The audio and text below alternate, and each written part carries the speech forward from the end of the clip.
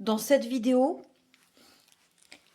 je vais parler de plusieurs choses. Premièrement, la grippe et le vaccin contre la grippe.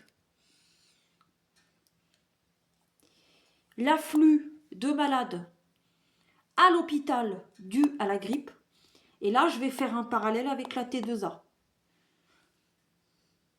Vidéo que j'ai faite sur la T2A. J'ai fait une vidéo uniquement sur la T2A.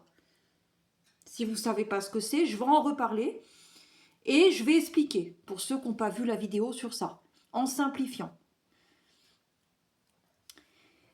Deuxième chose, je vais parler de l'obligation vaccinale. Troisième chose, la création des virus. Les épidémies, les virus, j'ai fait une vidéo dessus. À voir. Mais là, je vais parler de la création des virus. Je vais revenir un peu dessus.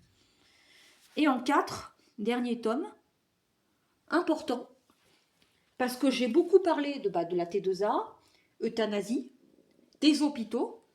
J'ai notamment fait une vidéo sur les HCL, comment ça fonctionne, l'hôpital des HCL, Hospice Civil de Lyon, ce que j'ai vu en travaillant dedans, comment fonctionne un hôpital public.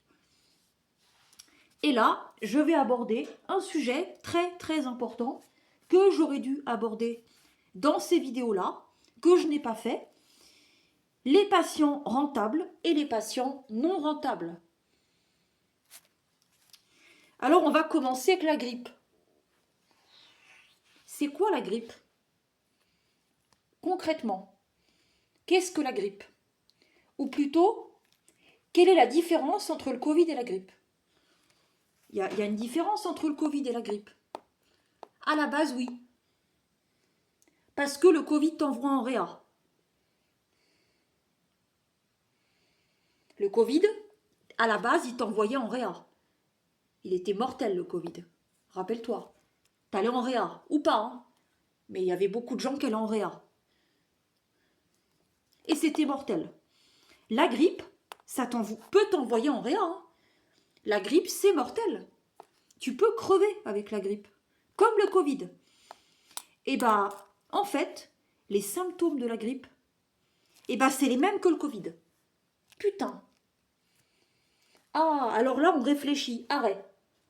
Les symptômes de la grippe, c'est les mêmes que le Covid. Je pose, hein, ça là. Réfléchis à ça, déjà, pour que tu comprennes un petit peu. Que en fait, le Covid, là maintenant, là, en 2026, c'est comme la grippe. Et même, ça peut être même moins pire que la grippe. Je pose, hein. Tu réfléchis à tout ça déjà. Donc la grippe, ça entraîne des symptômes respiratoires, comme le Covid. T'es malade, t'as de la fièvre, tu tousses, t'arrives pas à te lever, etc. Je l'ai eu la grippe. J'arrivais plus à me mettre debout. Donc je l'ai eu. Je l'ai connue une fois. Quand est-ce que j'ai eu la grippe? Quand est-ce que mes grands-parents ont tous les deux chopé la grippe? Juste après avoir fait le vaccin. Ah, juste après avoir fait le vaccin. Je rappelle qu'un vaccin, c'est censé immuniser et protéger. Je le rappelle, hein. Ah bah là, un vaccin, ça met 2 semaines avant de s'activer. 2 semaines. Au bout d'une semaine, je suis malade. Donc, et là, c'était même pas au bout d'une semaine. Le vaccin, il met 2 semaines à s'activer. J'étais censée être immunisée et protégée contre la grippe parce que j'ai fait un vaccin. Et donc, 1 mois après, grippe. Ah bah non, j'ai fait un vaccin. Pourquoi je me chope la grippe? Ah, je vais faire un parallèle avec le Covid. Important. J'ai des collègues qui ont fait le vaccin contre le Covid, hein. Tout le monde a fait. T'as eu le Covid après? Si. On a été vaccinés, on a tous eu le Covid. On a été vaccinés, on a tous eu la grippe. Quelle conclusion on va tirer de tout ça? La conclusion que ce ne sont pas des vaccins. Pourquoi? Parce qu'un vaccin, ça immunise et ça protège. C'est ça le rôle d'un vaccin. Quand tu fais le vaccin de la coqueluche, là, tu n'as plus la coqueluche, mais tu l'as vraiment plus. Tout le monde a fait le vaccin contre la coqueluche, les oreillons. Et bien, ça n'existe plus. Là, on a fait des vaccins contre la grippe et contre le Covid. Et bien, ça existe encore. Ah, question. Mais monsieur, expliquez-moi. C'est bizarre. On a fait le vaccin contre la coqueluche, il n'y en a plus. Et là, on a fait le vaccin contre le Covid et la grippe et il y en a encore. Ah ben non, c'est pas un vaccin. C'est quoi? Qu'est-ce que c'est alors? Un remède mortel. J'appelle ça des remèdes mortels, potentiellement mortels, sur le long terme. Et là, je mets vraiment l'accent sur le vaccin contre le Covid. C'est un remède mortel que j'ai pris à 3 reprises, dans un intervalle de 2 ans. À 3 reprises dans un intervalle de 2 ans, on m'a injecté ce remède mortel, j'insiste, c'est un remède mortel, dans le corps, avec une obligation totale, travaillant dans la santé, une obligation totale, on m'a injecté un remède mortel, qui le sera et qui se dévoilera comme étant nocif dans quelque temps. On en reparlera. Les gens vaccinés contre le vaccin du Covid vont avoir des problèmes et j'en ferai partie, malheureusement. Je ne sais pas lesquels, je ne sais pas quand, mais ça arrivera. Tous les ans, on fait des campagnes. Faites le vaccin contre la grippe, allez-y. Mais le vaccin, il immunise, il protège. Donc au bout d'un moment, la maladie disparaît. Et bien pas la grippe. Donc c'est pas un vaccin, c'est un remède mortel, c'est tout. Faut appeler un chat un chat. Les seuls vaccins qui ont démontré leur efficacité, c'est les vaccins standards qu'on a tous faits. Sauf que, avant, moi quand j'étais petite, on m'a vaccinée, comme toi, avec les vaccins standards. Et là, je vais parler de l'obligation vaccinale. On les faisait parce qu'on avait confiance dans les vaccins et ils étaient efficaces. Et surtout, les rappels, ils n'étaient pas rapprochés. On a maintenant des jeunes mamans avec des bébés.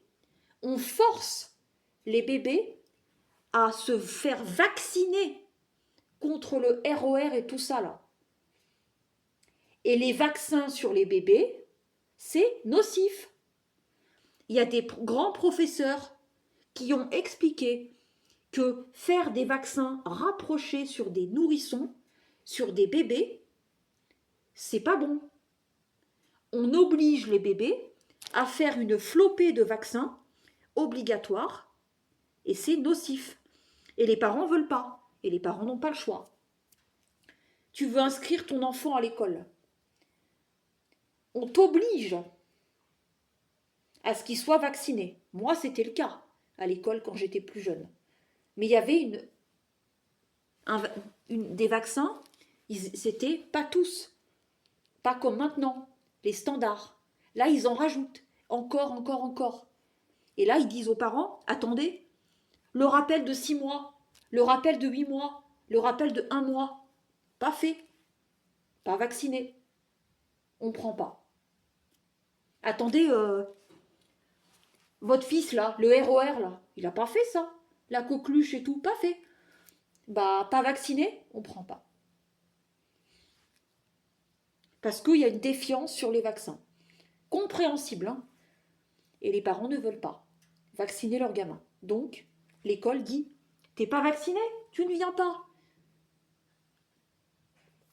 Voilà, donc ça, c'est l'obligation du vaccin.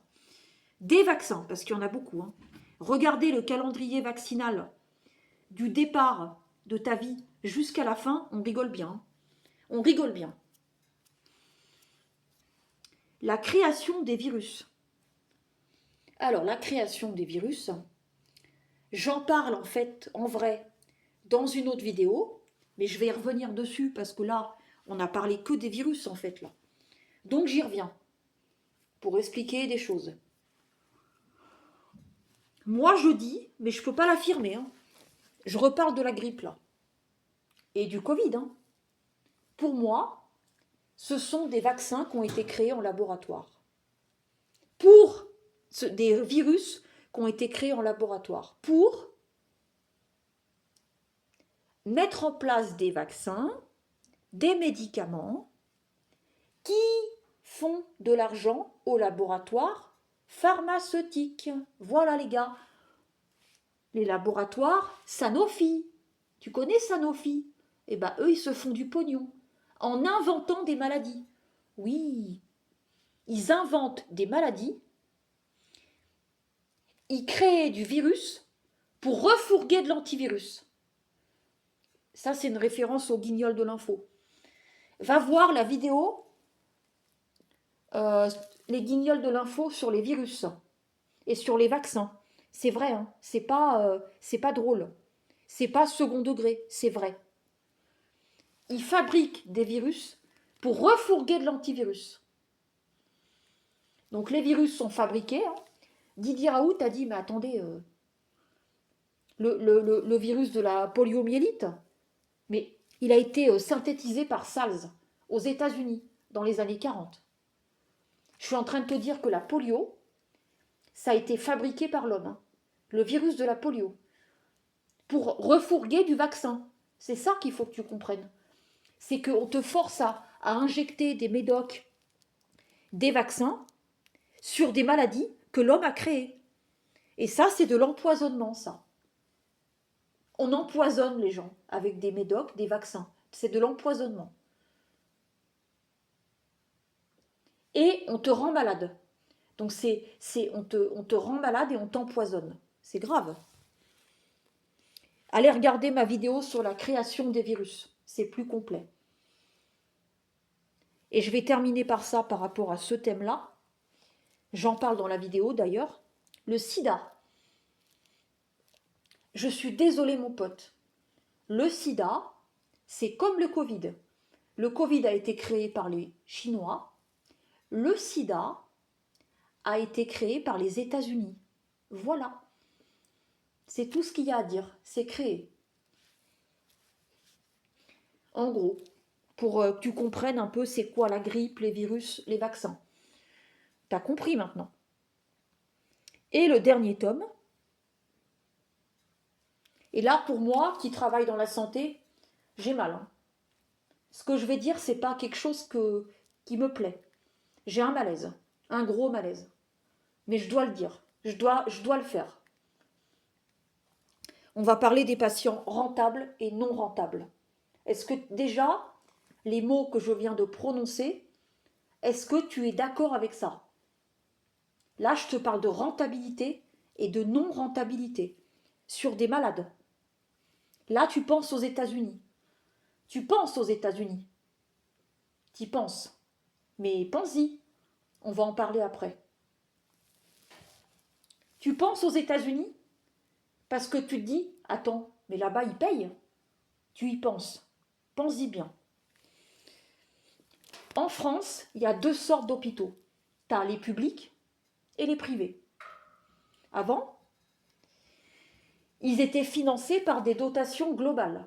L'État donnait au public et au privé des enveloppes budgétaires qui étaient censées couvrir les besoins des hôpitaux en fonction de la patientèle.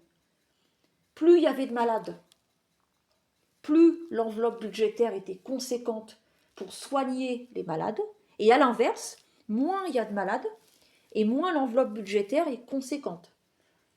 Donc, on donnait des moyens à l'hôpital budgétaire pour assurer les soins des patients et à mettre des moyens techniques, personnels, etc. On est passé d'une logique de moyens à une logique de résultats. Et le résultat se fiche des moyens. Le résultat, c'est quoi? L'argent. On est passé d'une entreprise, d'un hôpital qui est là pour assurer un service de santé soigné sur des patients, et point, on soigne, il part. L'hôpital a de l'argent qu'on donne, on fait notre rôle, on a des moyens, on soigne, le patient est guéri, il sort. C'est le principe de l'hôpital. Maintenant, on soigne, on guérit, toujours, mais c'est plus pareil. Il faut que ça soit rentable. Avant, on s'en foutait de savoir si le patient, il est rentable ou non rentable. C'était pas le problème. On était là pour soigner, avec un moyen, on fait, on a les moyens, et il s'en va, c'est réglé. Maintenant, les moyens, on s'en fout. C'est pas les moyens, c'est le résultat. Et je dirais même, pas le résultat, est-ce qu'il est guéri ou pas?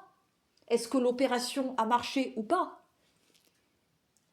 L'hôpital, ou notamment l'État, se fiche bien de savoir si ton grand-père, il s'est fait opérer et est-ce que ça a marché ou pas? Est-ce qu'il est encore vivant ou il est mort? Ça ne les concerne pas. C'est pas ce qu'ils voient. Ils voient pas les malades qu'on opère, qu'on doit soigner, guérir. Ils voient pas ça comme ça. En tout cas, pas au départ. Eux, ce qu'ils voient, c'est qu'il est malade et ça rapporte du pognon. Il est rentable. C'est ça qu'ils voient. Oh, le pauvre, il est malade, il a un cancer, faut l'opérer. Et après, il va guérir. C'est notre rôle. L'État, l'hôpital, c'est pas ça qu'il voit. Il va pas s'apitoyer sur le sort du malade. Surtout pas. Lui, il va faire attends, il est rentable ou il est non rentable? Ça rapporte de l'argent ou pas? C'est là que le patient est considéré comme un tiroir-caisse. Il y a des patients, c'est pas le patient qui paye. On n'est pas aux États-Unis. Là, si je te dis le patient est considéré comme un tiroir-caisse, sous-entendu, c'est lui qui paye de sa poche. Oui, aux États-Unis, pas là. Mais entre guillemets, il est considéré comme un tiroir-caisse, même si c'est pas lui qui paye de sa poche. Donc, qu'est-ce qu'un patient rentable et non rentable? On a des hôpitaux publics et des hôpitaux privés. Exemple concret que je vis à mon travail. On va prendre un secteur. Et là, je parle de ce que je vis. Je parle de mon hôpital, de comment ça fonctionne dans mon hôpital. Et c'est un exemple très très bien détaillé pour comprendre. On a deux types de malades. T'en as un, il s'est cassé le bras. Il a 20 ans. Il va bien, il est normal, il s'est juste cassé le bras. T'en as un autre, lui, lui, il s'est cassé le bras. Ouais, pareil. Ouais, sauf qu'il a Alzheimer, de l'hypertension, il a des antécédents de cancer. En gros, il a des pathologies associées. Donc il a plein de problèmes, pas que le bras. Celui de 20 ans, il va rester une semaine, il se fait opérer et il dégage. Celui qui a le bras cassé, là, qui a Alzheimer et tout, il a 90 piges, et lui, il ne retournera pas à domicile. Jamais. Il ne peut pas. Il a Alzheimer. Donc soit il vient du domicile et il ne peut pas y aller, parce qu'il ne peut plus y aller, soit il retourne à l'EHPAD. On va prendre un exemple. La personne a 90 ans. Elle a des légers troubles cognitifs, légers. Elle s'est cassé le bras. Elle a des antécédents de cancer, elle a des antécédents d'hypertension. C'est un vieux, quoi. Un vieux pas bien. Un vieux qui est vieux. 90 ans, fracture du bras. Donc, ce patient-là, il ne va pas rester une semaine. On va en faire quoi après? On ne peut pas le mettre à domicile, c'est plus possible. Alors, il va végéter dans l'hôpital une semaine, 2 semaines, 3 semaines, jusqu'à ce qu'on le case ailleurs, quoi. Soit en rééduque, soit il va péniblement, 90 ans, attendre une place en maison de retraite. Et alors, on a 2 types de patients, les patients rentables et non rentables. Celui de 20 ans, il reste qu'une semaine. On n'a pas grand-chose à faire, il n'a pas de problème particulier. Il se fait opérer, on lui met un plâtre et il dégage. Celui de 90 ans, il a des risques de complications dus à son âge, dus à la fracture, dus à d'autres problèmes. Et donc, ça devient problématique parce qu'il peut rester une semaine, 2 semaines, 3 semaines. Et donc, ça coûte de l'argent. Et c'est pas rentable. Mais pour qui c'est pas rentable?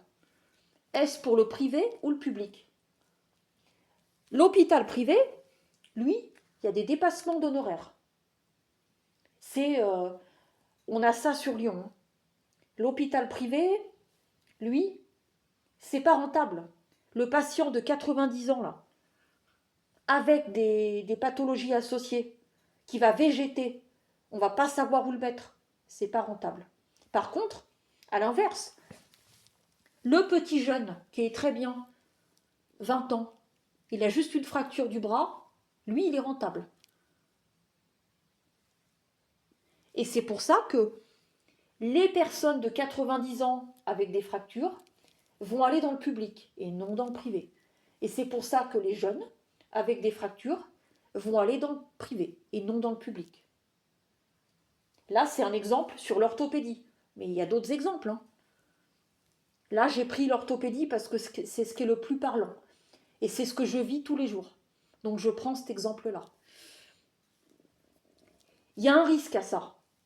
Et moi, je dis que ce n'est pas un risque. C'est ce que certains experts disent. Le danger à tout ça, c'est quoi? C'est de trier les malades. Mais moi, je te dis, mon pote, où je travaille, et je ne dirai pas le nom, mais ça va venir. Ils trient les malades. Ce que je t'explique là, les patients rentables, non rentables, lui va dans le privé, lui va dans le public, il trie. C'est pas un risque. Les experts disent, mais le risque, c'est le tri des malades. On n'a pas le droit de trier les patients. Je me rappelle quand j'étais aux HCL, ils avaient une politique. C'est du public, on prend tout le monde. Dans le public, on prend tout le monde. Bah non, pas totalement. La preuve. Certains malades vont dans le privé, d'autres dans le public. Donc non, le public n'accueille pas tout le monde. Et le privé n'accueille pas tout le monde. C'est faux. La politique qui vont te sortir, si tu vas bosser par exemple dans un hôpital public, les HCL, la PHP, ils vont te dire, la Timone aussi si tu as envie, ils vont te dire, mais le public, nous on accueille tout le monde. Bah c'est pas vrai.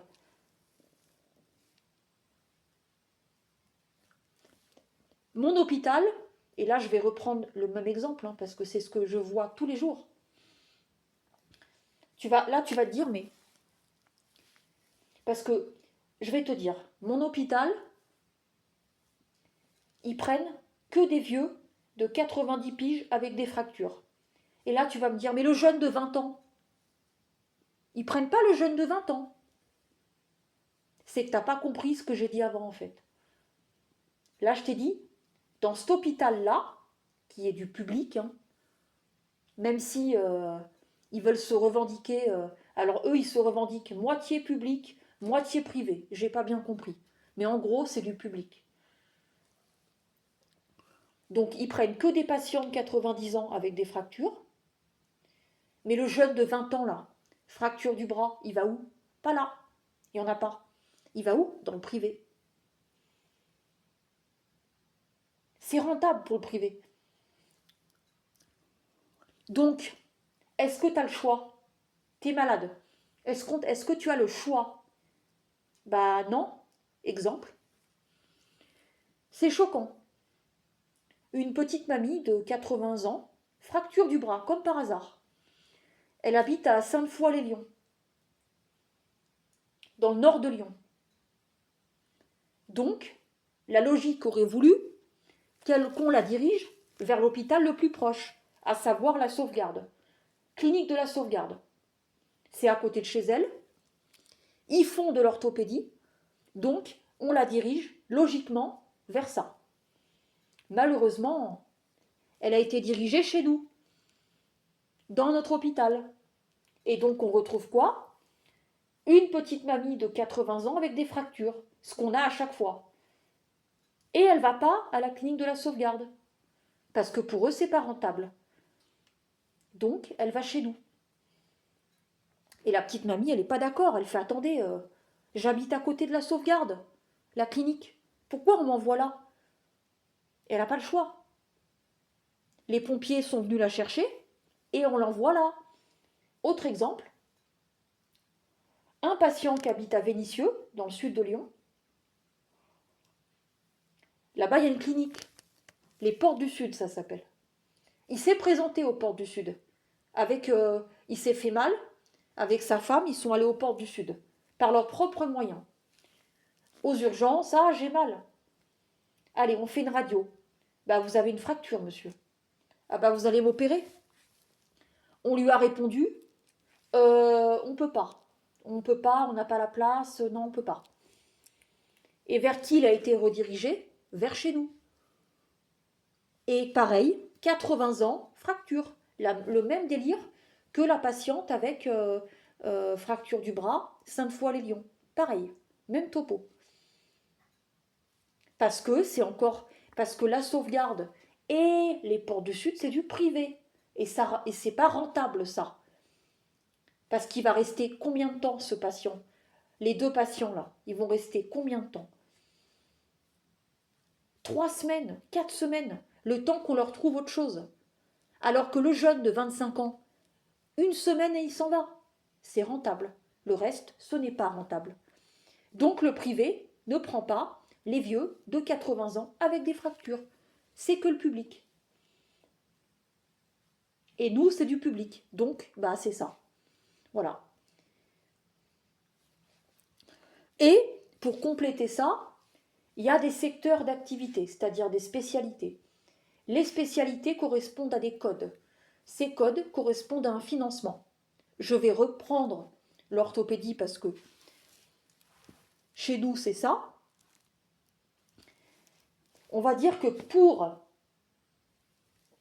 financer, pour qu'on te donne, pour que l'État te rembourse l'argent, te donne l'argent en gros, parce que l'hôpital paye, il est remboursé. Sur quelle valeur? Si on part du principe que l'orthopédie a un code et un financement, ça veut dire que il faudrait, c'est un exemple, 10 malades d'orthopédie pour avoir un financement.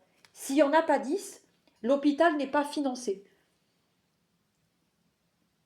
S'il n'y a pas 10 malades de 90 ans avec des fractures, alors l'hôpital n'est pas remboursé par l'État. Il est donc déficitaire. Il est déficitaire. Il dépense de l'argent qu'il n'a pas. Donc déficitaire. Et pour être dans le plus et pas dans le moins, il est obligé d'avoir des malades de ce type-là. Sinon, il est dans le rouge. Donc pour éviter d'être dans le rouge, on demande à avoir, il faut tant de malades pour avoir tant de remboursements. Sinon, on ne rembourse pas. Et l'hôpital avance l'argent alors qu'il n'en a pas. C'est dépenser de l'argent que tu n'as pas. Et donc, c'est pas rentable pour l'hôpital. Donc, si on reprend l'orthopédie, il faut qu'il y ait 10 personnes de 90 ans avec des fractures, minimum pour que ça soit rentable. Et c'est pour ça que chez nous, ce qui est le cas, hein, c'est 2.0 ce cas-là. C'est pour ça qu'ils blindent de ça, parce que sinon, eh ben, ils n'ont pas le financement. Tout simplement. Et c'est pas, je vais blinder d'orthopédie, parce que c'est pas, c'est une histoire d'âge. C'est pas, je vais blinder de jeunes. Non, pas les jeunes. Les jeunes, ils vont dans le privé. Je t'ai dit. Le patient de 25 ans, là, fracture du bras, c'est privé. Dans le privé, il va. Tout à l'heure, je t'ai dit, il y a des hôpitaux à but lucratif.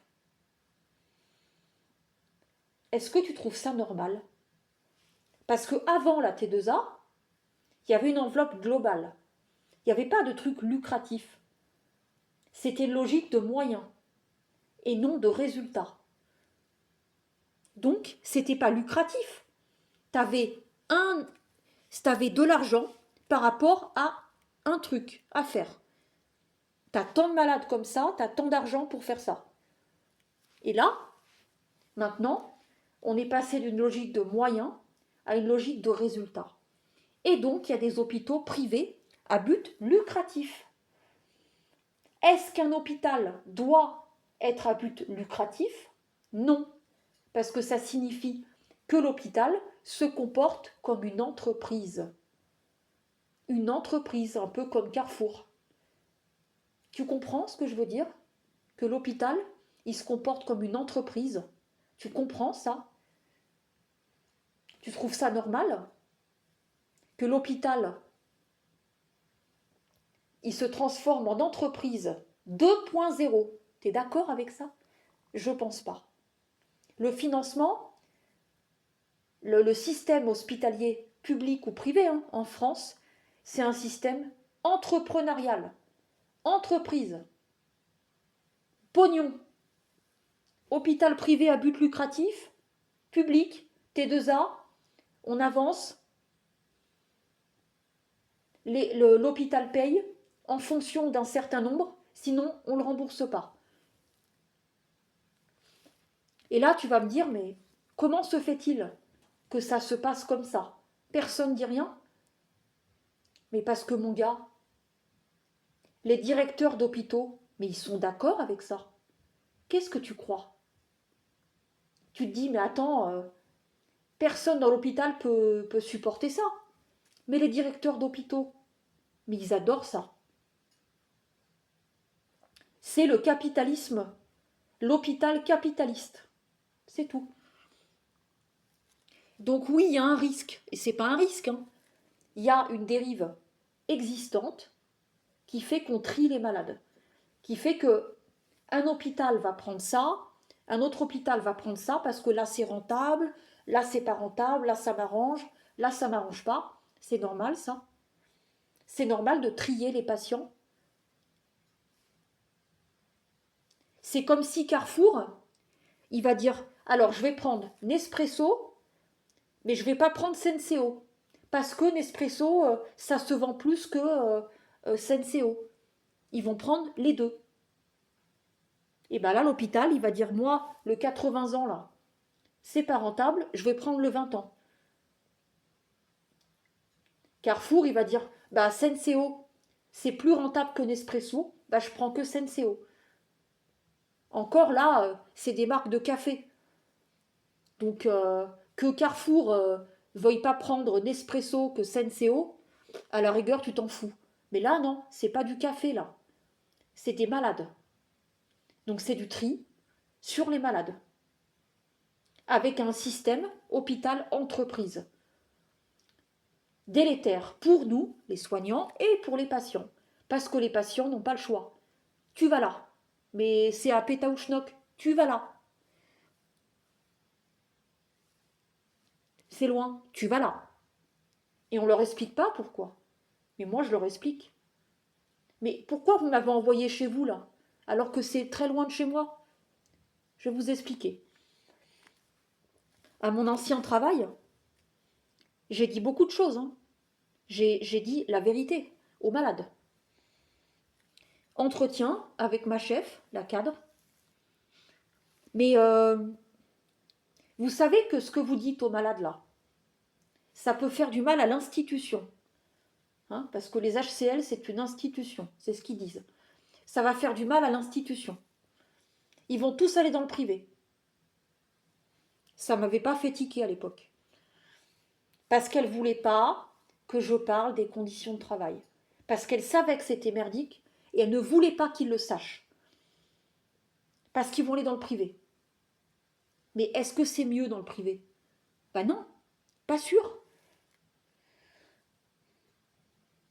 Ils vont aller dans le privé, du coup les HCL, puisque c'est là où je travaillais, hein, bah, ils auront moins de malades. Et pour la T2A, pas bon. Voilà, donc je pense que compte tenu de tout ce que je viens de dire sur l'hôpital et son fonctionnement, c'est démoniaque. Hein. Ça, c'est démoniaque, hein, les gars.